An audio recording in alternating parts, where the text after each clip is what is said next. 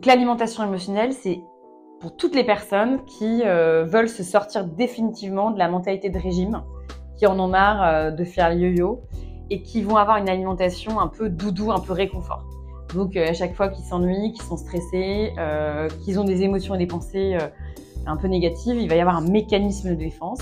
L'idée, c'est d'apprendre à retrouver une relation saine avec la nourriture, avec sa vie, des hauts et des bas. Pour toutes les personnes qui ont envie de retrouver une liberté en fait, et qu'ils arrêtent de penser à la nourriture toute la journée. Que ce soit la peur de grossir ou le souhait de perdre du poids, il y a quand même cette obsession et ce mal-être vis-à-vis de la nourriture.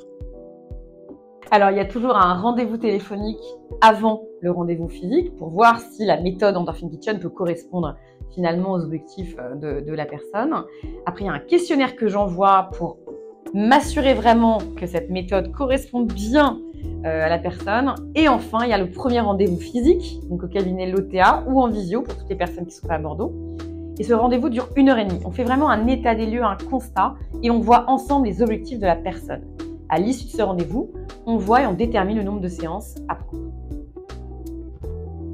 J'ai créé Endorphin Kitchen parce que c'est la méthode que j'aurais voulu rencontrer pour moi à l'époque. J'ai souffert pendant 10 ans d'obsession alimentaire et j'ai vu des psys, des nutritionnistes, des coachs sportifs, mais pour moi, il manquait un vrai trait d'union. Et je me suis rendu compte qu'au Canada, aux États-Unis, il y avait l'alimentation intuitive qui pour moi était une évidence.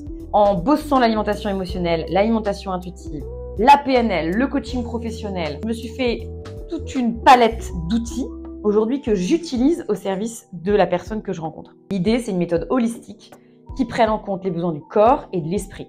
On n'est pas focus en rendez-vous uniquement sur les féculents et le nombre de calories. On va aussi savoir si la personne elle est bien dans son job actuel, si elle est bien dans sa famille, s'il y a des difficultés avec ses enfants ou un problème d'alignement et de sens qui la pousse à manger pour des raisons émotionnelles. Alors, il n'y a aucune méthode miracle. Moi, je ne promets pas perdre des 10 kilos en 2 jours. C'est une méthode qui fonctionne parce qu'elle demande une implication de la personne que je vois. C'est-à-dire qu'il y a des exercices à faire entre les séances, évidemment, parce qu'on n'a rien sans rien. L'idée, c'est de planter des petites graines, de les arroser tous les jours pour les voir justement grandir et pousser. On arrive à ces objectifs en changeant de comportement petit pas par petit pas.